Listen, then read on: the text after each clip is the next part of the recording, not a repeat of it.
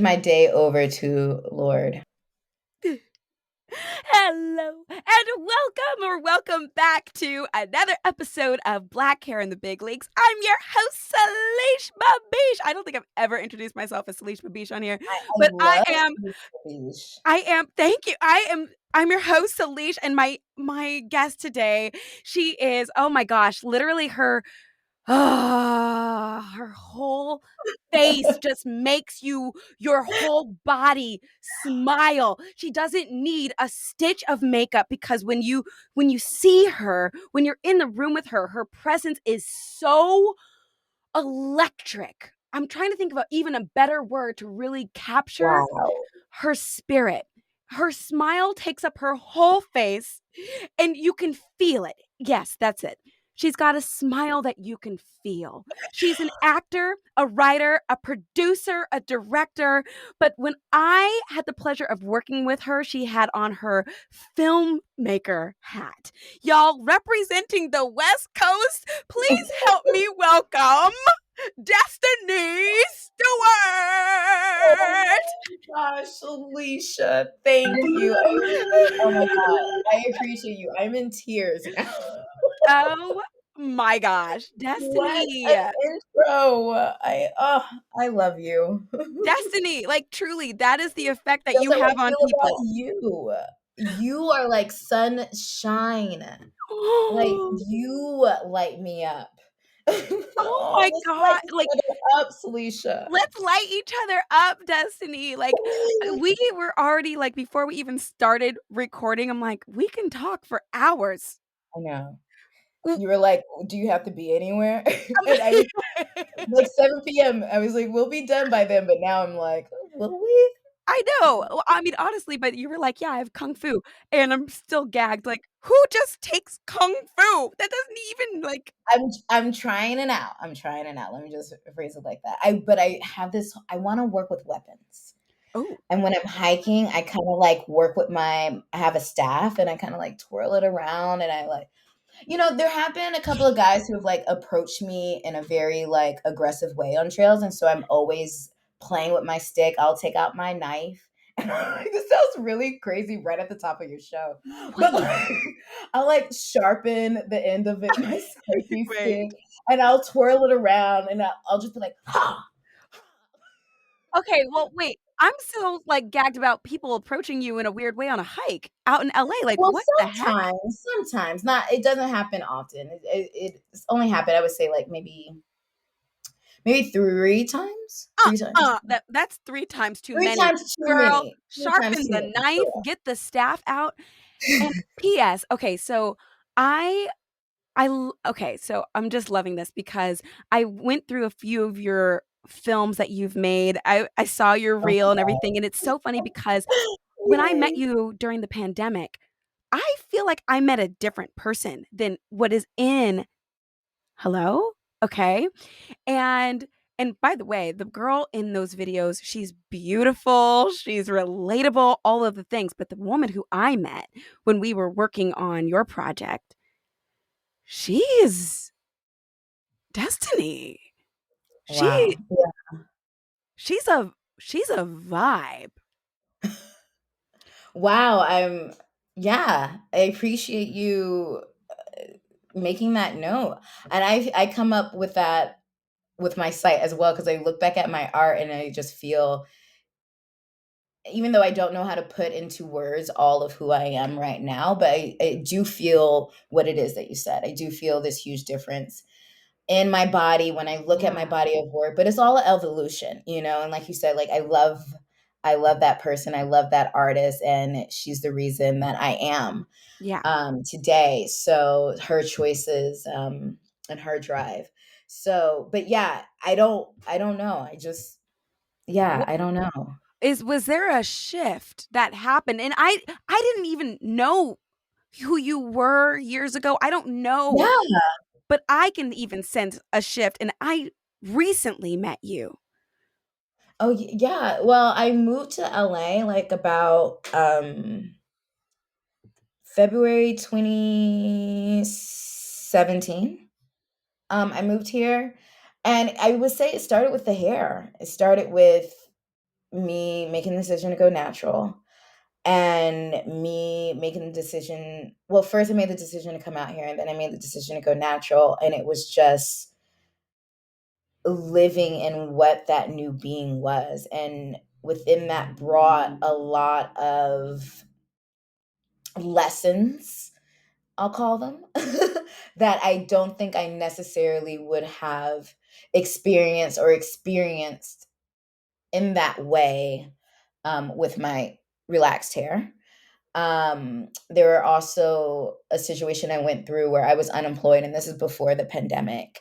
And I feel that situation really brought me literally down to my knees, literally praying and developing a relationship with God and my own spiritual life. And yeah, and then from that I found nannying, which my first two beautiful kids I was able to care for, Tehenikahu and Matiwa. They healed me through play, completely healed me through play, through imagination, repairing my imagination and my relationship with imagination. I feel in life, people get what's the word I'm looking for? But like, you have an imagination or you daydreaming is just looked so down upon. Like, you need to get on this medication to help you this. And so it kind of has this negative connotation, but working with children, you really see the healthiness of imagination Right. And the and how I play. can use that in my life. And yeah, how I can use play. Like, even when I go to yoga and I'm like, or I'm on a hike and I'm like, oh my God, my legs cannot move. I like imagine my legs like a deer leg that can climb anything, you know?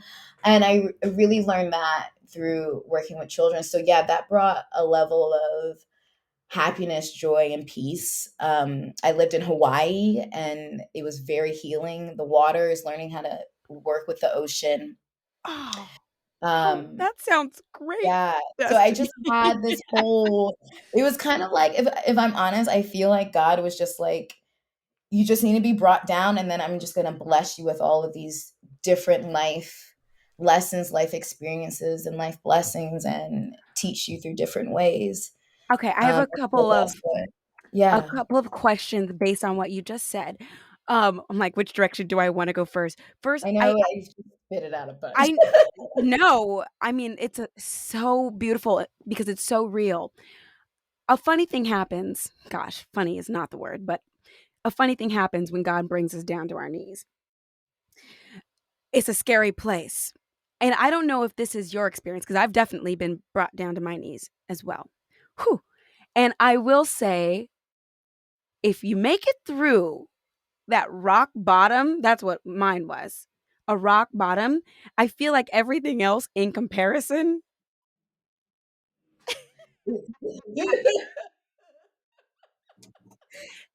everything else in comparison It's like, thank you. is like, oh yeah, this sucks, but it's not that. I can do Yeah, this. that's what it is. You really get resilient. I still said it wrong. Resilient. It's okay. It's okay. I slowed it down, repeated, and still said it incorrectly. Anyways, welcome to life. I love you. I love you. But yeah, it does really show you all of the tools that you have inside of you, and not only that, but just how much you want to appreciate life. Like, do you Mm. want this life that you say that you want? Do you want to design it? Like, do you want to co-create with the divine? Do you want to show up and play every day?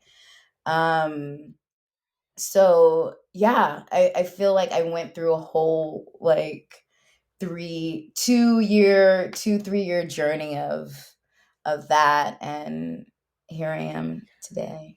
Another question. Yeah. You mentioned that you moved to LA and went natural. And Hmm. my brain said, because I used to live in California, and that is the land of the straightened. In fact, I went there to buy a wig the last time, and I was like, I'm buying this awesome natural hair wig, and walked out of the store with a straight blonde wig. And I literally left and was like, "How did they do that? Yeah. How Um, did you find the courage to go natural in LA?" well, it was honestly like I'm out here by myself.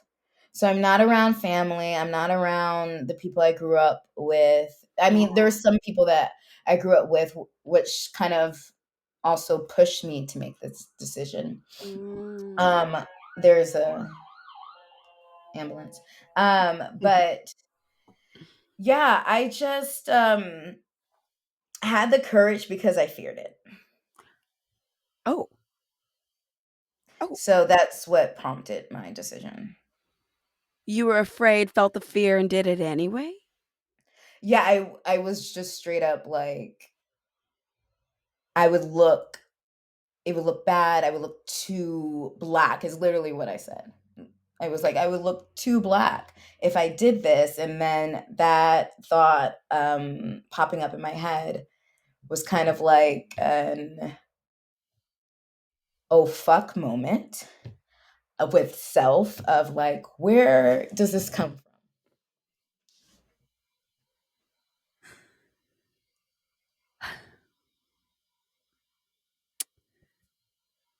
Too black.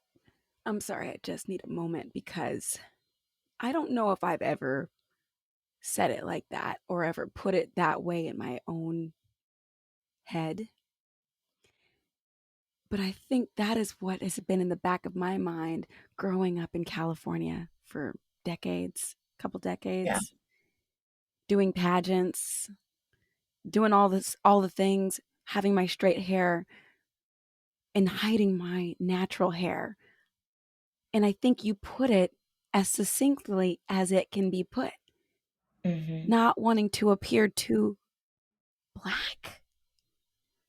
Could that be what I had felt all those years? I mean, it's definitely what it boiled down to in that moment when I was faced with it. And do I think that was at the forefront throughout my whole entire life? No, but subconsciously, yeah, I do think it was in the back of my head the entire time. Because at the moment when faced to it, that was what came up out of my subconscious, you know? And in moving into this process, I don't think, I mean, you're telling me I'm not alone. I know I'm not alone with that. I mean, our Yeah. hair is 100% tied to our Black experience. Right. Um, it's, I mean, outside of our skin color, how else do you tell a person is Black? Their hair. Um, Hello. so when Hello. it's in its natural state, hello, I'm Black. Like I can't hide I can't it, hide you it. know. And when I say something about my hair, or when you say something about my hair, it's not just a statement about Hair. my hair. It's a right. And maybe one day I will get to a place where I'm able to separate the two, but right now I'm very much in a place of my hair is me, my hair is my culture, my hair is my Blackness. My identity. It's my identity. That's where I am. I can't speak for You know, this is person. I'm sorry. I have so many goosebumps because I'm like, I feel so many things and I've just realized so many things about my own experience based on what you are saying, Destinee. And it's just like my brain wants to explode right now, especially since I'm finally able to look in the mirror and be like, my hair is awesome. But I did Yeah. not feel that for so long. Mhm. I wanted to look like them. Mhm. Still remember my first time, like, when I got some money. I grew up in Long Island, Southampton, so, you know, Uh-oh. sea of salt. Um, and I just could not wait to get my hands on some Pantene Pro V. Let me tell you, like, Wait, that was wait. No, wait. You're going to have to break this down for me. Why the Pantene Pro V, though? because that was what I saw the most commercials of. All the girls at school were using Pantene, and so it was always a thing. Like, even when I moved to Dallas, it was like, you have to be able to try Pantene. But my mom would never buy Pantene, obviously. We always had Motions or, Duff and Lovely. The Um, black ones. the black ones, and I wanted my Pantene Pro V. And I started working at, this is when I was a teen. I started working at like a fast food place, and I saved some money. I went to CVS Walgreens, and I got Pantene Pro V, Okay. and Yes, I you washed did. my hair, and my hands got stuck to my hair. Okay, what do you mean? It literally took out all of the moisture in my hair, and my hair was stuck to, like, my fingers were stuck in my hair to my head. And my mom we were laughing at Motions, but my mom came in there with that neutralizing motion shampoo. Ah! And did And it she freed me. And I've dang never used like a again? like a product like that again. Oh my. See, that is also okay, this is a total sidebar, but I feel like that is also a lesson in when you know something works, you can keep using it. Just because somebody spent a lot of money on ads doesn't mean you have Mhm. to try that product. Doesn't mean Mhm. you have to, like, go see that movie just because you see it everywhere. It might Yeah. not be for you, especially if you've already It found something was that not works for me. It for was you. not for me. Oh my gosh, I am that's pretty sure their formula is different now. right. Hopefully. Probably more, but you already lost me as a customer, so. Dang it. But, yeah, I just wanna, like, cap on that one more time about, okay, in the past, how we have felt, I don't know, maybe ashamed of our Blackness, and Oh, realizing yeah. and I mean, realizing this country has built a system to ensure we feel shame for our culture, but that's another conversation for another podcast. well, maybe it's not. Maybe it's not. I don't know. Hair can go so many ways. We As just many said it's ways as about our our hair curls. it's like, it's part of our identity, and Yeah. I think it's beautiful because I don't feel that way anymore. How do you feel About my hair? about, I don't know, looking Black? Oh, yeah. No, no, no. I'm like, oh yeah. I love it. No, I'm black. I was shot it from a fucking mountaintop. I want this bag that just says I am black. Wait, you have that bag or you want a bag like that? I want a bag like that. Because I'm like, who has wha I saw it. It's sold out right now. Oh! A lot of black people have it. I'm like, "I want one too." I think that the day has come for us to feel like, "Yep, this is who we are," and not only this is who we are, but, like, a celebration. I think it's I time. definitely feel like we're there. I feel like we have like a new um I won't say new and improved, but like in our generation's Black is Beautiful of the 80s. I feel like Yes. that has been happening within the past few years, and we're definitely still in that, and it's just growing. Like walking into Target now, um, the Black hair care section. I mean, it's not just a quarter of an aisle now. It's the Yeah. whole aisle, and then Hello? even an end cap, girl. Like, Come and like a on. little bio. I'm just like, okay. I'm here for it.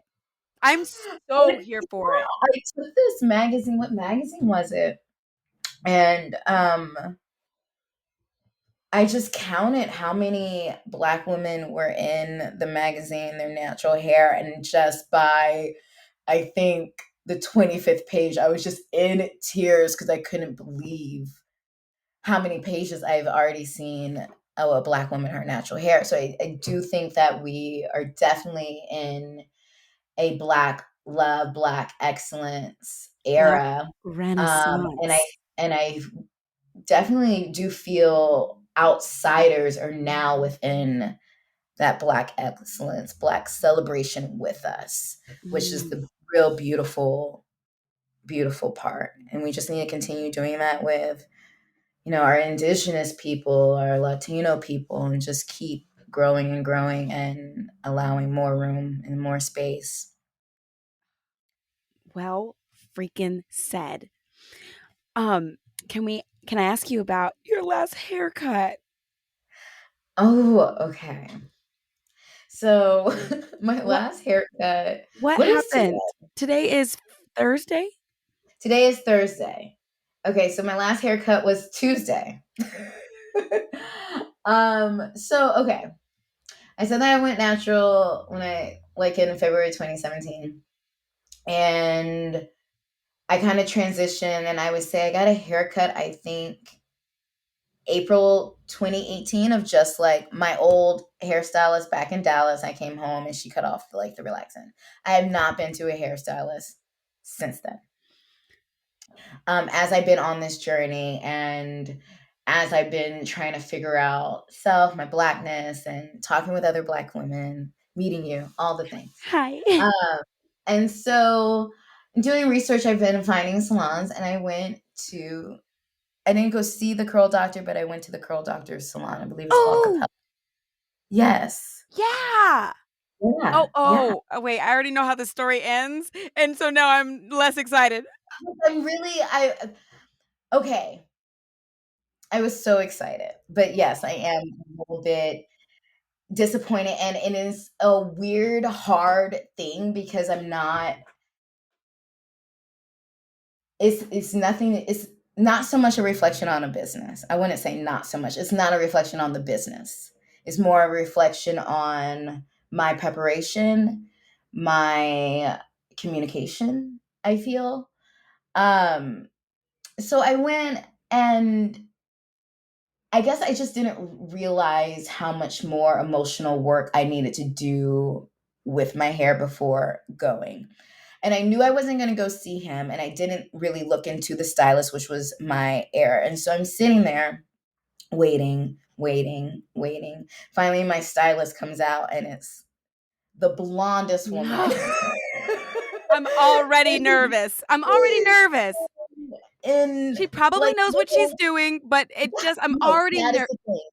I already in my head, I'm like, I don't doubt she knows what she's doing, because and for one, I highly doubt he has a salon. Name the curl, after all this, Exactly. and not one. So there wasn't a doubt in my mind that she didn't know what she was doing. I wasn't concerned with her not cutting my hair correctly. But part of my investment into this was also part of the experience. And I was coming with certain emotional baggage that needed a safer space. I guess I'll put it that way.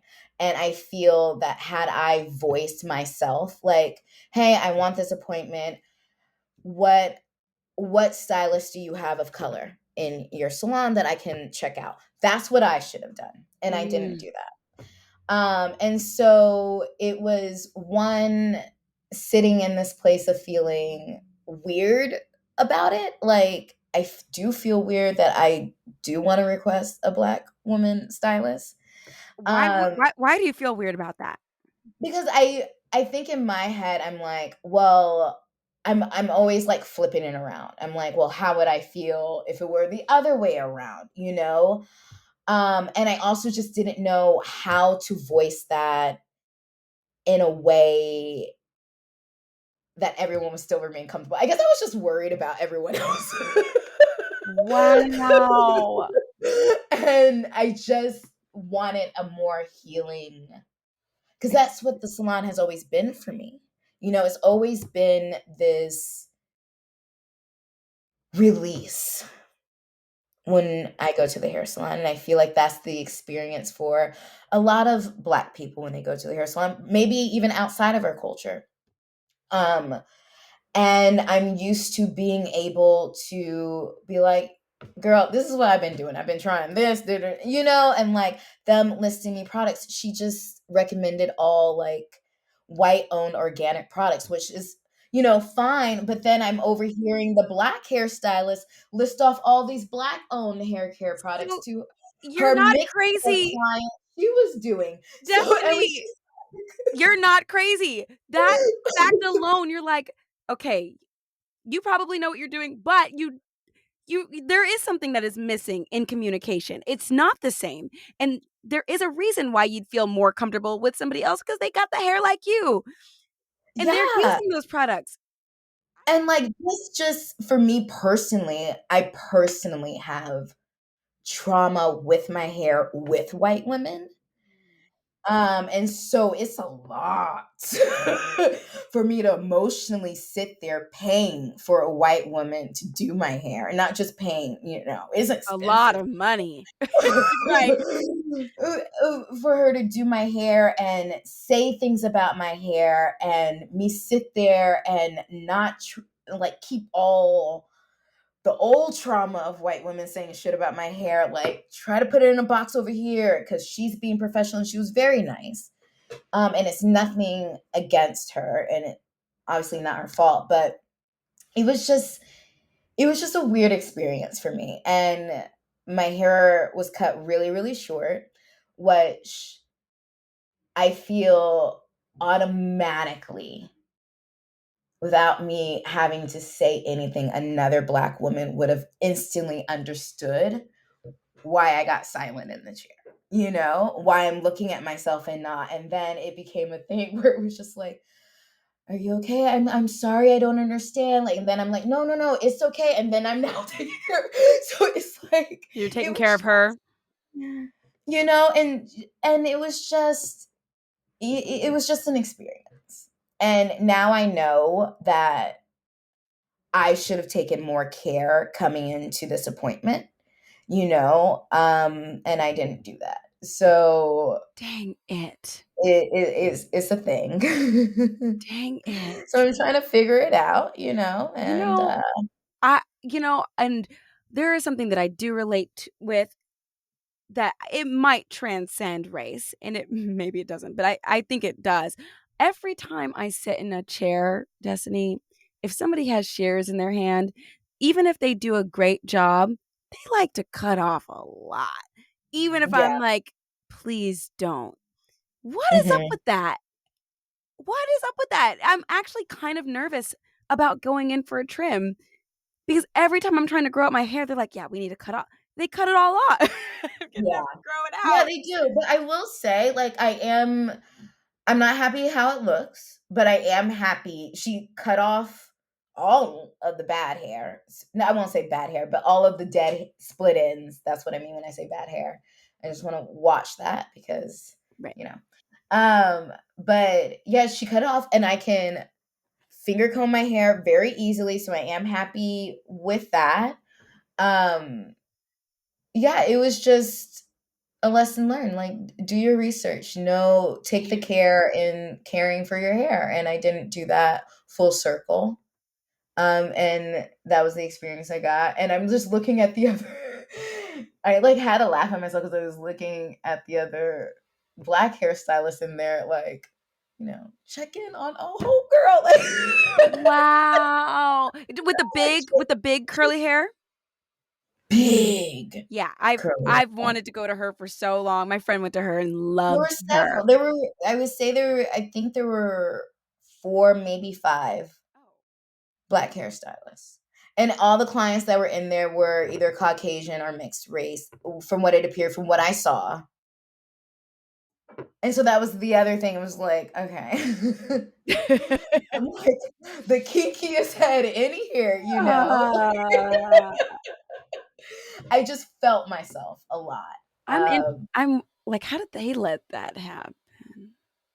But you know, Well, that was the other thing, and because when I called, and again, I will state, like, I should have specifically said, "This is." I didn't think to ask, but I should have said, "This is what I need. Who are your stylists? Let me look into it, you know, and pick a stylist that I actually like after research." But I did state, I was like, this is my situation. I haven't been to the salon. I have a lot of, baggage with my hair. It'll be, the first time I have my natural haircut, and I'm really looking how to take care of it with Black owned hair care products. It's literally what I said to them. Okay. Dang. Right. Well, the good news is that it looks healthy. It does look healthy. It looks So healthy, we're and about it's to gonna grow like a restart. chia pet. Yeah. Yeah. So, Yeah. And this is a lesson that I'm glad that you shared it, because you're not alone. And I feel like it's almost very common to go in and have a haircut that we don't like. And so, yeah, I do feel like that too. And yeah, so and to sorry. hear you saying, like, this is what I would have done differently, it's good stuff that we can all note. Like, what do I need? Because what I heard you saying was that you went in, you trusted them, um, and then you ended up taking care of them, taking care of everybody so that no one felt uncomfortable. I feel like, from what it sounded like, oh man, you did some. It sounded like you were doing more than you needed to do, and they should have been taking care of you more. I mean, it's hard for me because I do feel, had I stated it, I do feel that they would have. I do Done feel it. they would have done it. I do Listened. feel they would have matched me with another stylist. I didn't know how to voice it day of. And I do feel, I feel like I put the emotional work on myself. Yes, I was doing emotional work with all the hair thing, but I do feel some responsibility, if not all responsibility, of putting the extra emotional work of just not simply stating, hey, this isn't the space that's good for me right now. Bless you. Thank That was you. good. I didn't hear it come through. Oh, thank you. Wow. Salisha got podcast skills. Wow. You guys just sneezed like really hard. Oh my gosh. Well, okay, thank you, and I love this, and your hair it looks great. So I know. I'm trying to pin it back up. I don't know. We'll see. We'll see. I feel like We'll just see. give it time, because Yeah. Salisha's like, just give it time. no, like, no, that's not what I'm saying. But with our hair, like, whenever we're going through a transition, whenever we get a haircut that we don't like, it will not be it will come out of what we didn't want, and it will morph, it will grow, Yeah. Yeah. but it does take patience and time, and it does not look bad at all. So so I feel like It'll grow and look, I can put my whole you hand through that. Like, look you at that still got shit. hair, honey. So hallelujah for that. And I just like I I want to touch on this project that you are working on. Um How we met. I think a nip is about to slump. Yes, honey. Oh, I didn't catch it if it did pop out. Okay. I don't know how much you can see of me. Let me But I feel go like up. we'll have to charge extra if it slips out. You know what I'm saying? To the Destinee Show. um, so you are working on a documentary right now called Dear Hair. Dear Hair, A love letter to our crown. a love letter to our crowns. Yeah. And I had the pleasure of working with you on a portion of it. And Yeah. gosh, it was so beautiful. Your whole setup, your whole mood and atmosphere that you cultivated. Where did all this come from? The mood.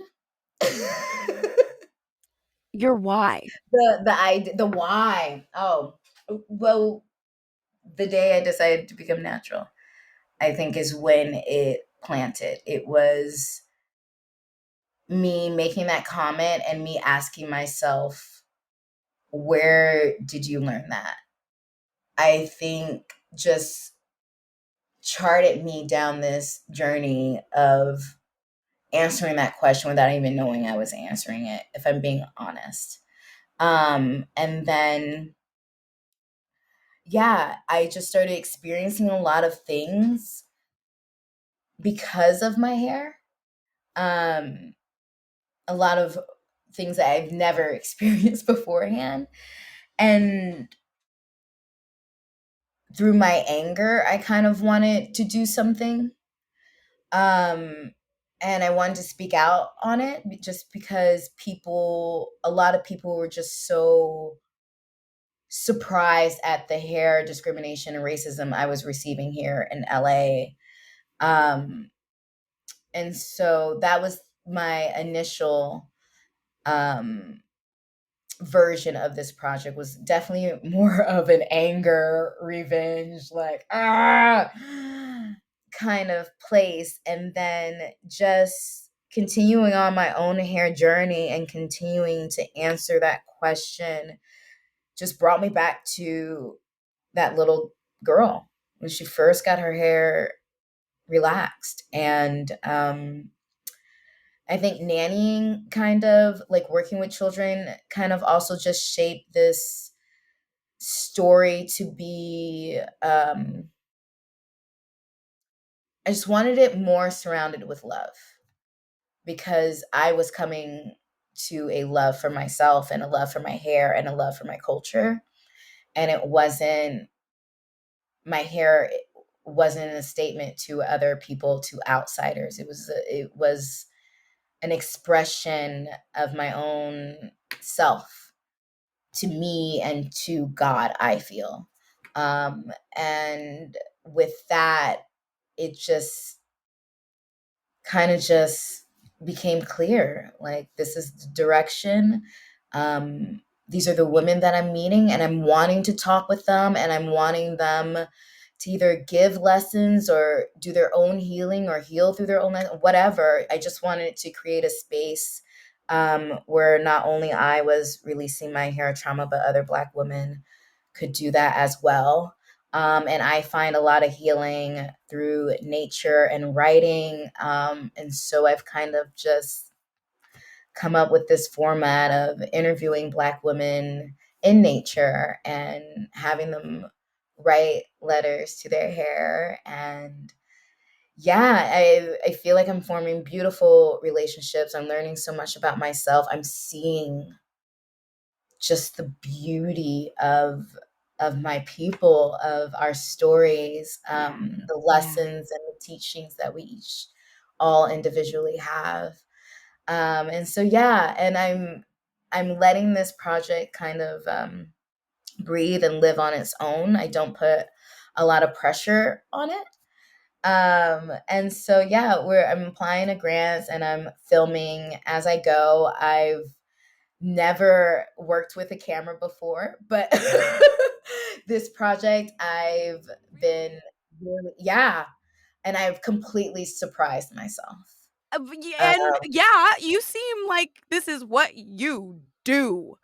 It it's comes what very I do naturally because for you. every time I've tried to set up one, the team has fallen through.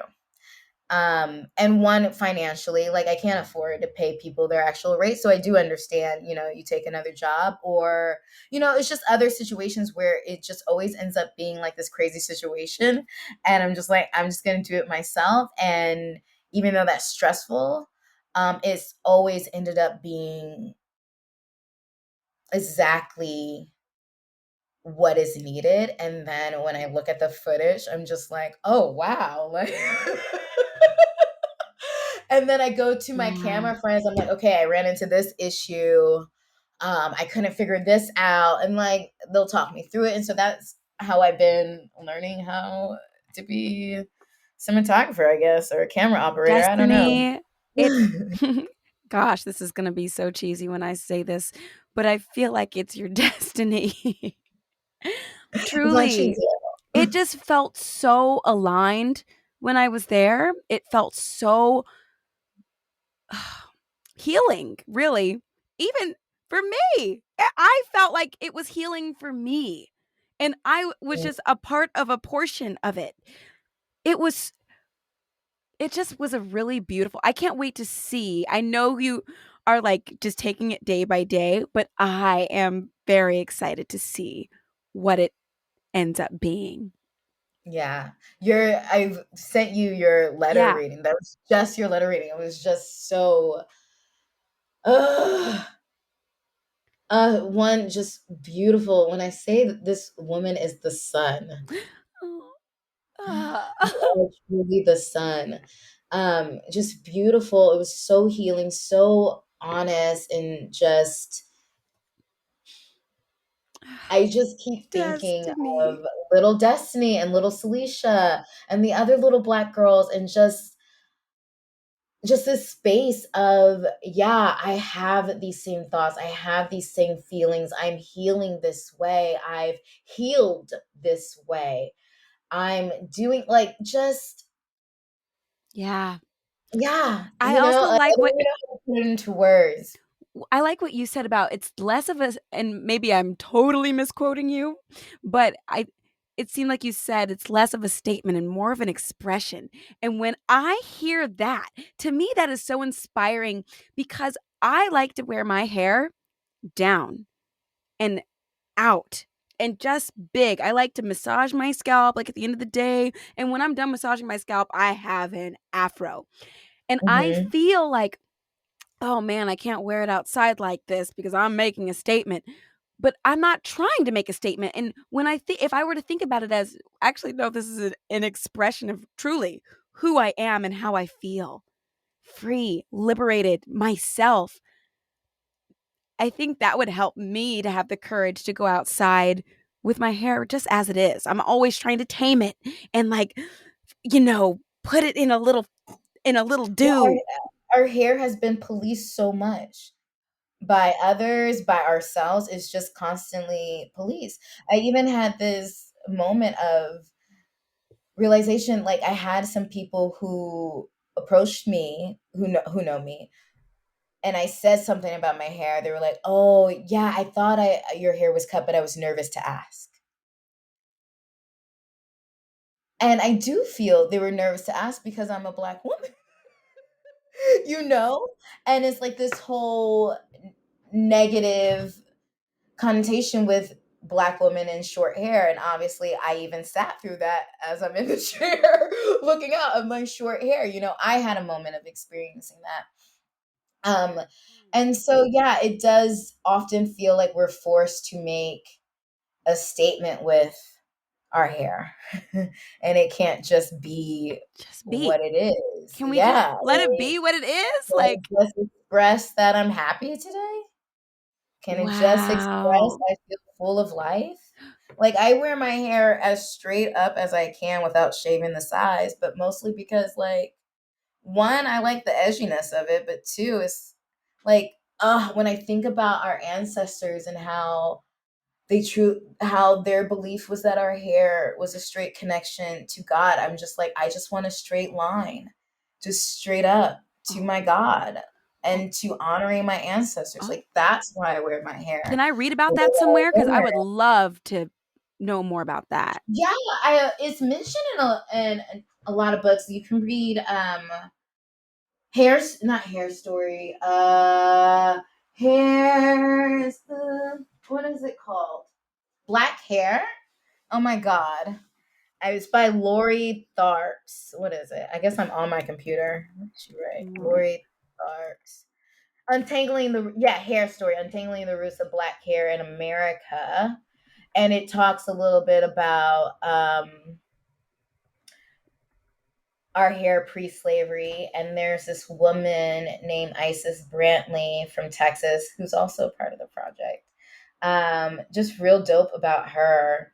She fought the Texas government for 20 years for the right to braid hair after being arrested.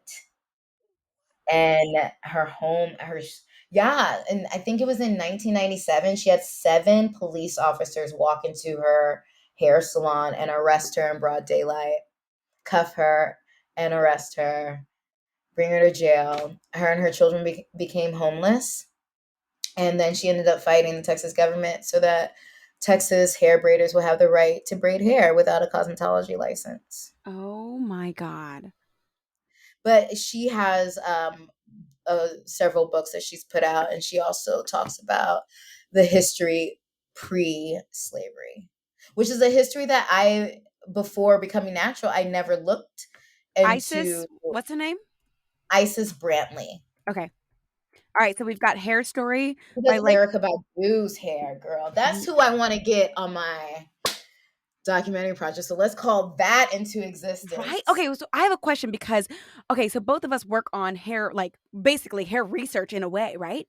Mm-hmm. And I want to get some celebrities on this. Maybe I'll cut this out. There's people who I want on this podcast who, gosh, I feel like when you are like a TV star, you got so much fake hair.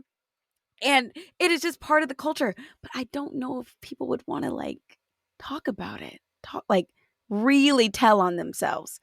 What do you think? I feel, yeah. Like if I talk to Michelle Obama, she gonna be like, oh, like. Because I think one of the things about the era that we're in, or at least from what I'm seeing, how I feel, is just full acceptance. I love my hair as it is, but my hair can also be relaxed. My hair can also wear a wig. My hair can also have extensions. I can come tomorrow with my full head blonde, and then the next day my hair red. I think is part of the play and the imagination and the creativity of being Black. And I do think a few years ago, yeah. Oh yeah. I remember we had this, that's another side story, but I had this white girl at my job all the time. Like, is that extensions in your hair? Is that extensions in your hair? Girl, get about my face. Oh, get about my business. Little Sally. Get out of my business. Anyways, but I feel now is like I feel more women are owning what it is that they wear.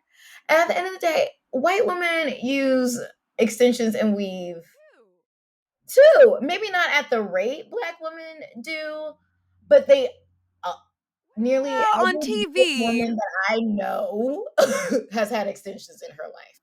I feel like a lot of TV people, they have a lot of extra. Yes. Yeah, it just looks better on camera, whatever. It's been plugged as like this Black woman thing and this negative thing when everyone does it, and it's just dress up and play and whatever. That's what I personally feel about it, but again, I can't speak for everyone. Wait, seriously though, I was in an elevator, and that's the thing. I was touring with my tour cast knew everything about me because we knew each other, right? And we're in an elevator with strangers, and one of my cast members said, "Oh, Salisha, your wig looks great today." I'm like, I was trying to pass it as my own. I mean, yeah, okay. I mean, it's still okay. It's definitely still touchy. And I wasn't in a place where I wanted something back in Broadway, Salisha. Hey, come on.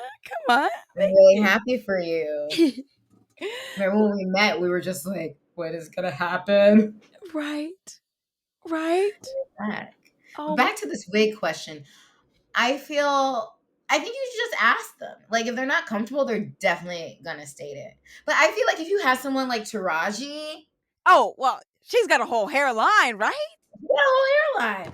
Vivica Fox, oh my God, if you could talk to Sanaa Lathan. Oh, Tracy Ellis Ross. She did her journey on the TV, on film. Oh gosh, what was that called? I saw it when she shaved her head. Napoli Ever? No. Napoli Ever After? No. Napoli Ever After? Oh, it got something with nap in it. Natural or nap. Her name wrong. It's not Lathan. Oh my God, what was that movie? But I mean, I watched Love and Basketball once, and I'm gonna be quoting it for like 3 Ever. months. It's Napoli Ever After. We were right. Napoli ever. Okay, love that. She did her journey like on screen. You have I'm so bad with names. The little girl, she's not a little girl anymore, but the daughter, the youngest daughter on Blackish, she did her journey Oh my gosh, on yes. the TV, you She's like know, the like youngest producer or something to she's insane. yeah. Like not insane and like the crazy like No, I dope. know what you mean. Dope. Fuck yes, little queen. But yeah, like I think that would be amazing. She would be amazing to talk about that experience of not only transitioning but doing it on TV, on media, like for the world to see you do that. Something that is so usually so personal and spiritual Right. for Black women to go through, you know? Right. Both hers, you know, like as a young girl and as a grown woman. I Um, love this, and honestly, we could brainstorm for hours because oh my God, we there's can so talk much about Black excellence out like, there's so much. there's There's so so much. much, and isn't that great? Like, Oh my God. McDonald. Audra McDonald, I've been trying to get Oh her my on my God. show for a full-blown year. Like, she said yes to coming on, but getting her schedule to align is very tough Okay. because she is Girl, everywhere. you get that schedule aligned. Lord Jesus, get Audra McDonald on my show, Get God. that schedule aligned. I did one of my interviews, like literally I had an hour before another shoot I was supposed to do for someone else's project. And I was like, I'm just gonna get in there. This is their time, you know, like, but that would be amazing. I'm so happy that she agreed to that. So it is happening. It's It's just a matter of a when. matter of time. Thank you for that Yeah, yeah, encouragement.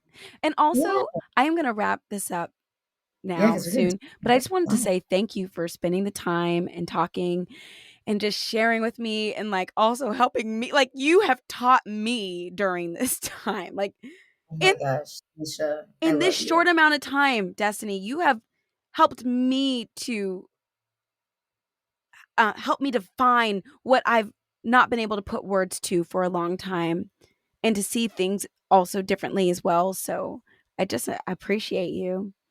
I Uh, appreciate you. before I I let you appreciate go, what are you grateful for or what are you excited about? you. I am grateful for, I'm going to do both. I am grateful for nature and its healing abilities. I had literally had 2 hours of free time before this and just wasn't having the greatest week. I think it's because I went camping and then immediately came back to LA and it was just ah. Wow. And the beautiful thing about living in LA is that you can just be in nature very quickly. And so I was able to go to my favorite trail, which is secluded, and just scream and cry.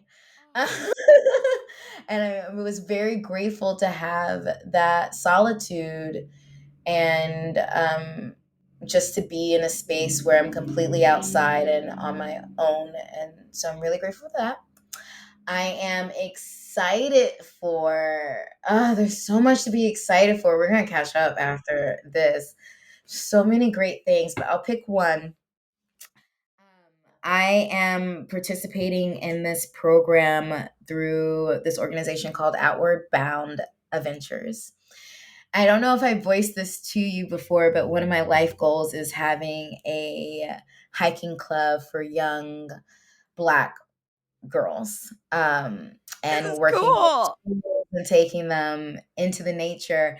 And through my research, I found this program called Outward Bound Adventures, and they do just that. But they've been doing it for 60 years, and they know what they're doing. And Wow. they already have these relationships built, and they have a scholarship program where they take adults